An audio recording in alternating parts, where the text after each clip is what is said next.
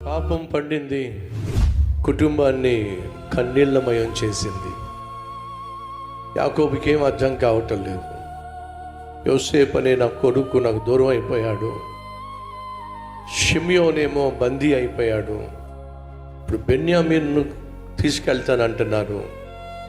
బెన్యామీన్ కూడా ఏమైనా అయినట్లయితే నేను బ్రతకడం కష్టం.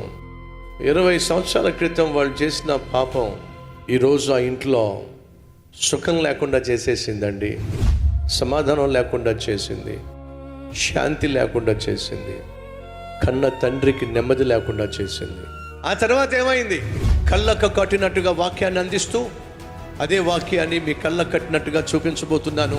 వచ్చే ఆదివారం 3వ ఆదివారం కనుక ప్రభురాత్రి భోజనం ఉంది కనుక సిద్ధపడి రండి, కుటుంబంగా రండి, సమయానికే వచ్చి దివ్యమైనటువంటి ఆరాధనలో పాల్పంచుకోండి.